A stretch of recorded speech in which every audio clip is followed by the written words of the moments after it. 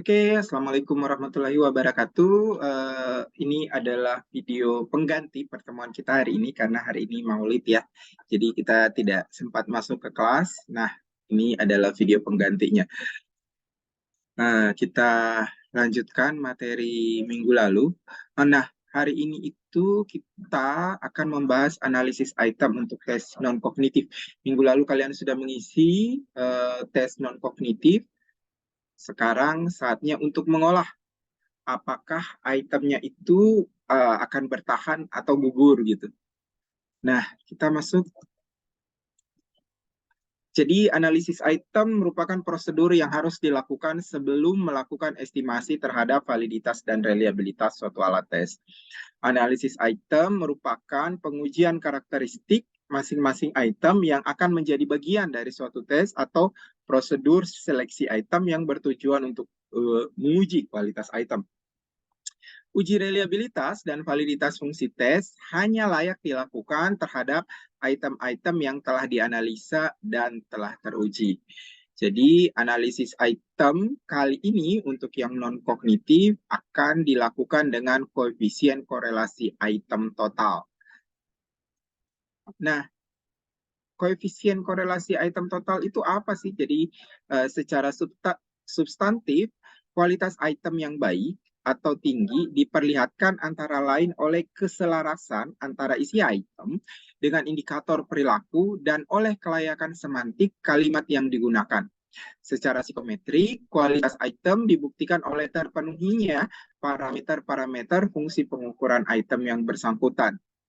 Salah satu parameter fungsi pengukuran item yang sangat penting adalah statistik yang memperlihatkan kesesuaian antara fungsi item dengan fungsi tes secara keseluruhan yang dikenal dengan istilah konsistensi item total. Caranya adalah mengkorelasikan distribusi skor tiap item atau butir dengan distribusi skor total tes yang merupakan jumlah tiap skor item sehingga menghasilkan koefisien korelasi item total. Koefisien korelasi item total akan menunjukkan apakah fungsi item selaras dengan fungsi ukur tes dalam mengungkap perbedaan individual atau daya beda. Semakin tinggi koefisien korelasi positif, ingat ya tandanya positif, antara skor item dengan skor tes, maka semakin tinggi konsistensi antara item tersebut dengan fungsi ukur tes secara keseluruhan. Dengan kata lain, semakin tinggi pula daya pembedanya. Nah, untuk skala non-kognitif, biasanya skornya kita anggap interval, dapat digunakan formula koefisien korelasi linear product moment person. Standarnya ya, biasanya digunakan 0,3, meski kita bisa menurunkan hingga 0,2 untuk keadaan-keadaan tertentu. Jadi, dan kita juga bisa menaikkan lebih dari 0,3 juga untuk keadaan-keadaan tertentu. Jadi kalau di sini yang ada di layar, kita gunakan standar 0,3, dia dianggap memenuhi syarat psikometrik sebagai bagian dari tes. Nah, langkahnya kalau di SPSS nih, setelah kita input data, pilih analyze, correlate, bivariate, pindahkan semua variabel skor item dan skor tes, pilih person, klik OK, lihat koefisien korelasi setiap variabel skor dengan variabel total. Nah, kita coba ya. Saya buka SPSS-nya. Ini SPSS-nya. Oh ya, sebelum ke SPSS kita ke datanya dulu ya. Nah, ini ada data ya. Data yang sebenarnya diambil dari 10 orang kemarin. Ya, 10 orang kemarin yang paling atas, yang paling awal mengisi alat ukur lewat Google Form itu kita ambil 10 orang. 9 ya. Kita ambil 9 orang, kemudian di 9 orang ini cuma 10 item saja yang diambil, tidak seluruh itemnya. Nah sekarang, dari 9 orang ini kita lihat ada item-item yang kolomnya diberi warna kuning. Itu berarti item ini adalah item unfavorable. Dengan kata lain, harus dibalik dulu skornya. Jadi kalau item itu ada dua, ada item favorable yang mendukung. Jadi misalnya kita eh, mau membuat alat ukur tentang kecemasan. Maka item-item yang mendukung kecemasan itu adalah item-item favorable. Sedangkan item-item yang menunjukkan bahwa orang tidak cemas itu adalah item-item yang unfavorable. Nah, supaya bisa diskor bisa diolah secara tepat, maka harus dibalik dulu skornya, harus diubah dulu. Jadi kalau tadinya dia 1, maka kita ubah jadi 5. Unfavorable itu ya, untuk item-item unfavorable. Tadinya dia 2, kita ubah jadi 4. Kalau dia 3, tetap saja 3. Begitu juga, kalau dia 4, kita ubah jadi 2. Kalau dia 5, kita ubah jadi 1.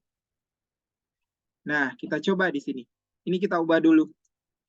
5 jadi, 4 jadi 2, 3 tetap, ini jadi 4, ini jadi 2, ini jadi 2, ini 2, ini 2, ini 1. Terus 3 tetap, ini 4, ini 4, 3 tetap, terus ini 4, 4, 5, 1. Terus ini 4, 4, 5, 5, 5, 5, 5, 5, dan 5. Oke, sudah beres nih ya. Sekarang kita mau coba menggunakan langkah yang tadi di slide. Kita bawa ini, kita copy, kita paste di SPSS.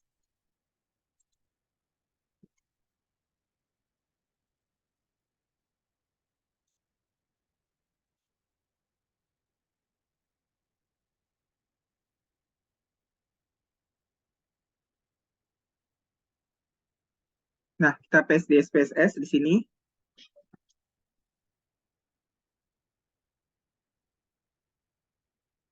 Oke, sudah masuk. Kita beri nama dulu ya. A1, A2, A3, A4, A5, A6, A7, A8, A9, A10.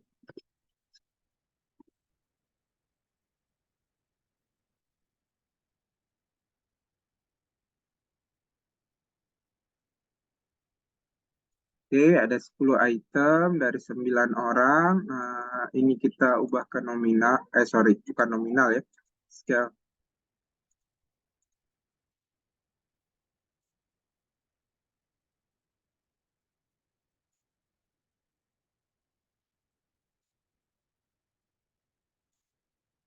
Oke, sekarang analyze. Kita ke correlate, bivariate. Nah, pindahkan ke sebelah.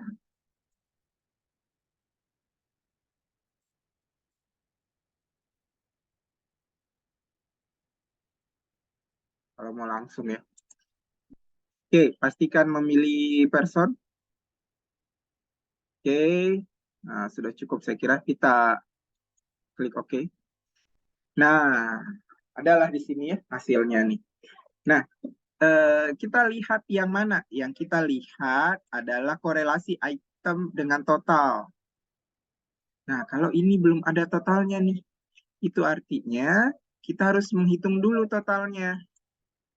Oke, kita hitung totalnya kalau gitu. Kita balik ke Excel-nya.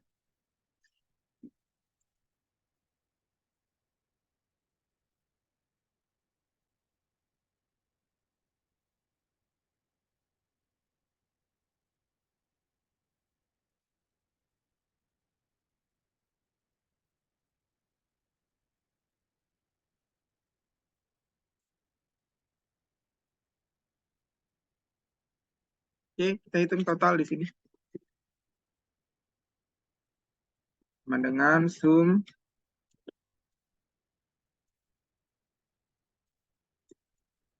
Oke, ini jadi copy. Paste ke sini.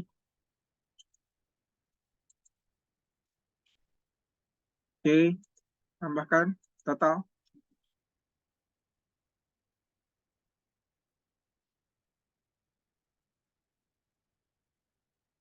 Oke.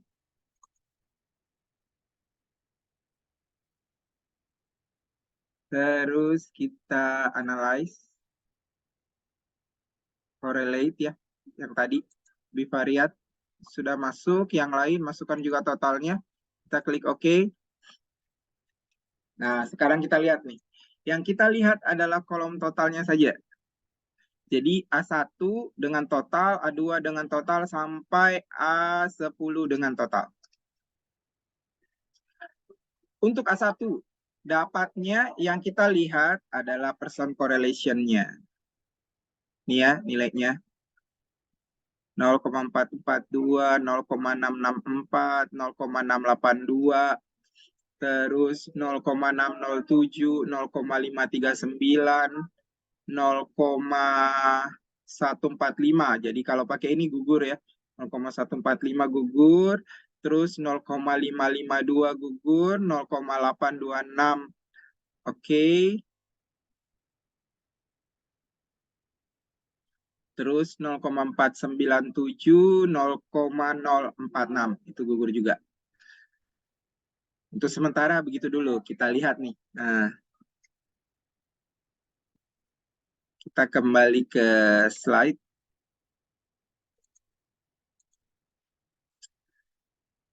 Oke, nah ada yang namanya efek spurious overlap. Jadi ketika koefisien korelasi skor item dan skor tes dihitung, sesungguhnya koefisien yang diperoleh adalah koefisien korelasi antara skor item tersebut dengan skor tes yang berisi skor item itu sendiri. Hal ini menyebabkan korelasinya cenderung menjadi lebih tinggi karena dia dikorelasikan dengan sebagian dari dirinya. Jadi kayak tadi ya, ada 10 item, berarti dia kan korelasi item total tuh, berarti dia dikorelasikan dengan 1/10 dirinya juga, karena di dalam total itu ada dirinya gitu. Nah, ini disebut dengan spurious overlap. Akibatnya terjadi overestimasi terhadap korelasi antara item yang bersangkutan dengan skor tes. Nah, semakin kecil jumlah item, semakin besar overlap yang dapat terjadi terhadap koefisien korelasi item total. Sebaliknya, semakin banyak jumlah item, semakin kecil overlap yang dapat terjadi. Jika jumlah item sedikit atau kecil dari 30, gunakan formula komputasi korelasi item total yang terkoreksi dari efek spurious overlap. Nah, jadi seharusnya yang kita gunakan adalah langkah ini. Jadi kalau di SPSS, masukkan hanya data skor item dari seluruh subjek, jangan masukkan totalnya ya. Kemudian analyze, scale, reliability analysis, pindahkan semua item, klik tombol statistik, centang kotak item, scale, and scale if item delayed, continue, oke. Kemudian lihat corrected item total correlation. Jadi ini sudah terkoreksi. Jadi efek spurious overlap-nya sudah dihilangkan. Kita coba.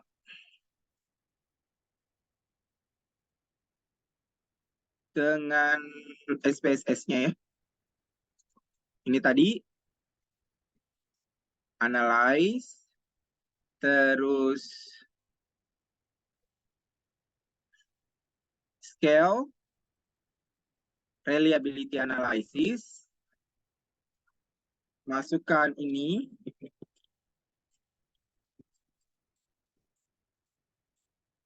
items ya, skala A gitu.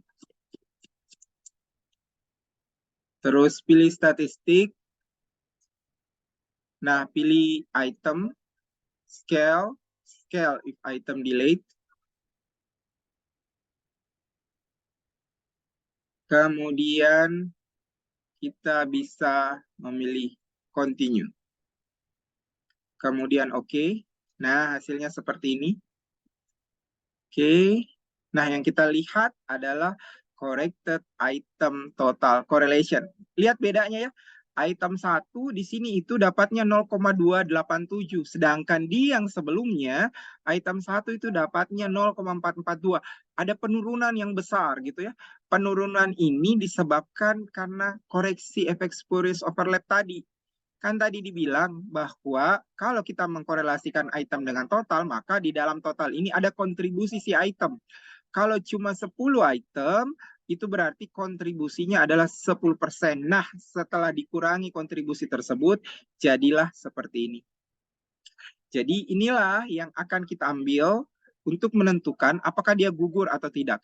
Kalau kita menggunakan standar 0,30 tadi, maka item nomor 1 gugur, item nomor 2 bertahan karena dia di atas 0,30, item nomor 3 bertahan, item nomor 4 bertahan, item nomor 5 bertahan, item nomor 6 gugur, item nomor 7 bertahan, item nomor 8 bertahan, item nomor 9 bertahan, item nomor 10 gugur. Jadi ada 1, 2, 3 item yang gugur. Kalau kita lihat hanya berdasarkan dari corrected item total correlation. Nah, sekarang saya mau beralih menggunakan Jamovi. Kita coba ya untuk Jamovi. Oh, sorry. Saya copy dulu datanya. Ingat bahwa yang kita ambil hanya data dari itemnya saja. Kita tidak perlu mengambil totalnya. Kita ubah dulu ya. Beri nama A1, ubah jadi continuous, kemudian A2,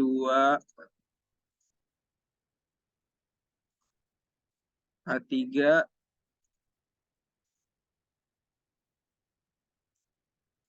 agak ribut nih. Di belakang ada yang main volley. A4, A5,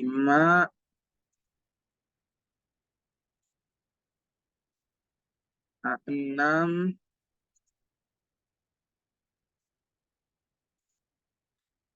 A7,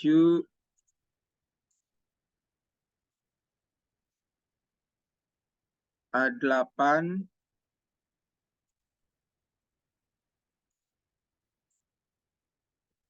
A9, terakhir A10. Oke, beres, kita tutup. Nah, di mana ya? Kalau di sini, kira-kira di mana nih? Kita ambil regression.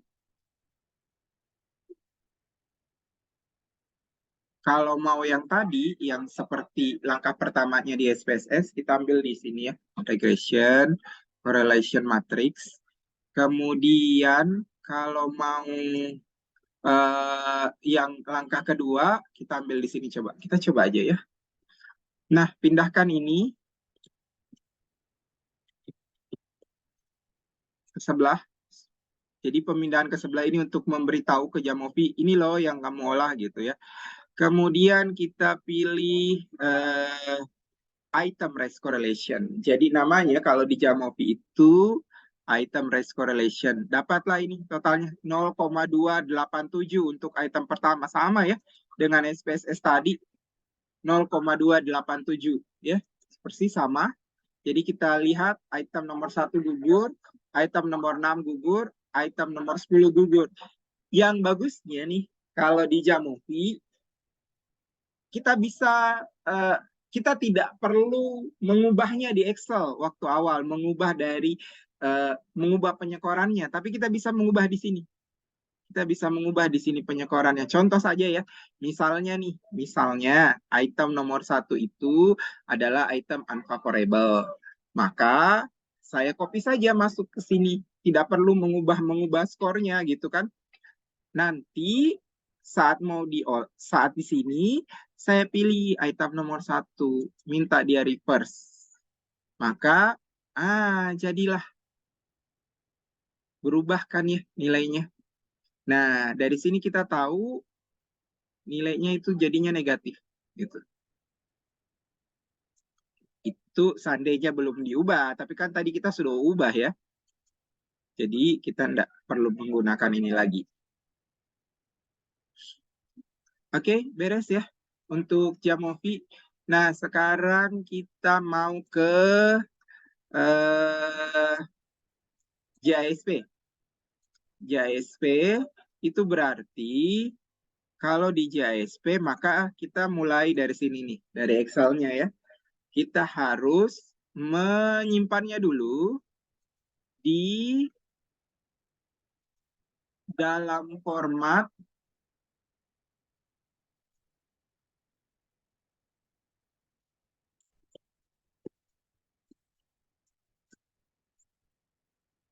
CSV, delimiter.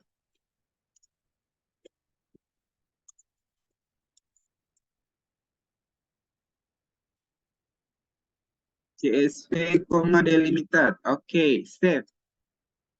Oke, kalau sudah di-save, barulah JSP bisa membacanya. Karena JSP salah satu format yang mampu dia baca adalah delimiter. CSV, delimiter. Kita browse.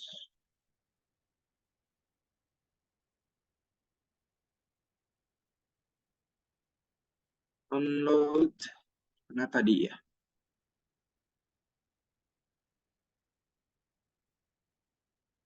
Pengantar psikometrika, latihan analisis item non-kognitif. Kita buka. Tunggu sebentar ya, sudah muncul ya. Sudah muncul A1, A2, A3, tinggal ininya saja diubah jadi scale. Ubah scale, scale, scale, scale. Jangan lupa kalau untuk JSP maka baris pertamanya itu haruslah judul ya ketika di Excel-nya.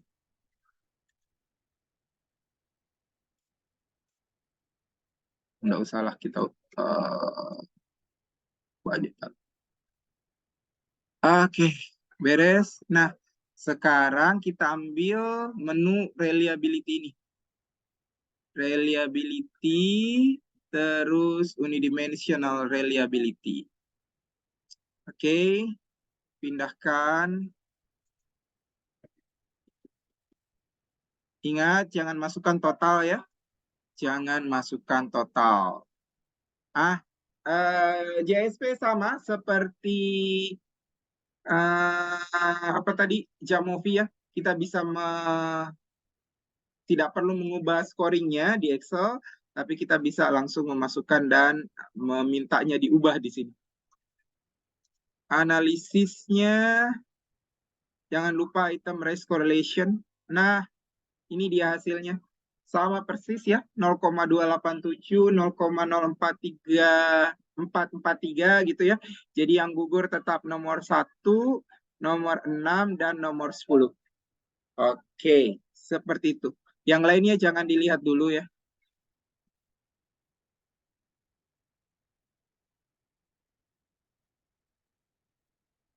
Kita lihat ininya saja.